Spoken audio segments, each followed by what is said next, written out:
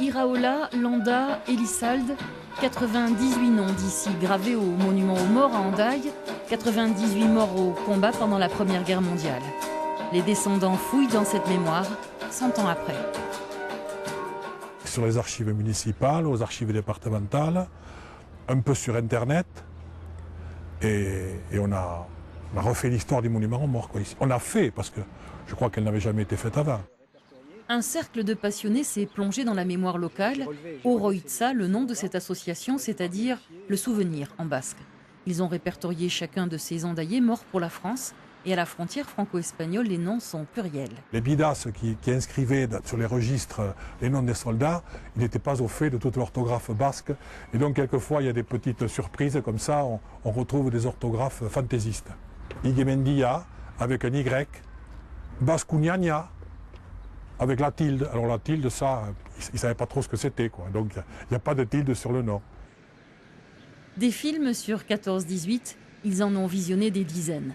Mais à l'occasion du centenaire du début de la Grande Guerre, ces infatigables chercheurs ont décidé de se renseigner à la source.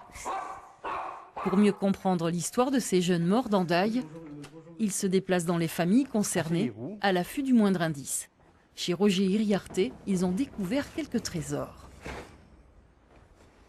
Il est mort, je crois, d'après nos informations, oui.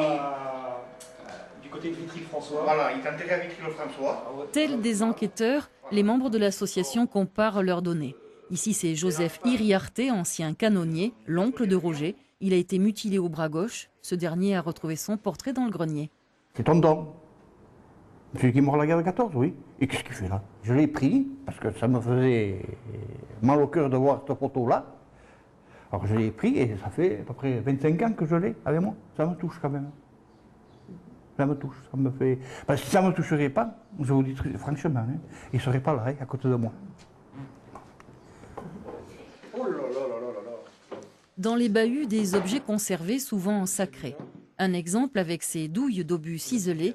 Une jeune femme ici sculptée au couteau tient une rose en guise d'espoir. C'est le nom de liberté que la France a jeté dans la fournaise. En dessous de l'héros, défendez le drapeau. Chez lui à Hendaye, Pierre et les membres de Oroitza consultent de nombreux sites officiels, mais aussi forums et blogs. À force de recouper leurs statistiques, ils ont réussi à recenser la quasi-totalité des 98 morts d'Hendaye.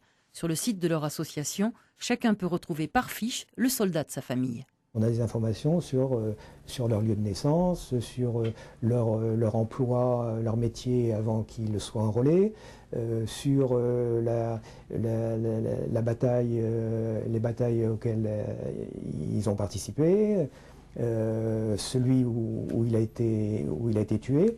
Chaque commune en France a perdu des centaines d'hommes, mais quelques-uns, en Hendaye, pas beaucoup, ont tenté de fuir l'horreur de cette guerre. Un certain nombre de personnes qui étaient le long des Pyrénées ont eu tendance à essayer de regarder du côté de l'Espagne, parce que l'Espagne, ça je l'ai découvert, est resté le seul pays d'Europe qui n'est pas rentré en guerre.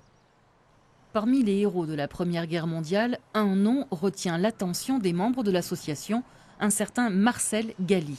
Vérification faite, il s'agit du seul aviateur inscrit sur ce monument, le cousin de l'ancien maire de la ville. Il s'est engagé à 18 ans. C'est la lettre d'un soldat qui va mourir dans un mois à peu près. Chers tous, la date d'embarquement du renfort de troupes auquel j'ai été affecté est beaucoup plus proche que je ne l'avais cru. Je vous enverrai de mes nouvelles. Bon baiser à tous, Marcel. Il fut abattu par un projectile allemand et précipité donc dans le vide au cours d'un combat aérien. Comme ce pilote, des centaines de jeunes gens mobilisés ont pris le train et ne sont jamais revenus. Heureusement, il existe aussi quelques belles histoires. Celle des grands-parents, notamment de Jacques Eguimendia, fondateur du Cercle Oroitza. Ambulancière sur le front, son aïeule, Camille, a rencontré son futur mari Ignace, le grand-père de Jacques, grâce à la guerre. Une histoire d'amour en pleine atrocité.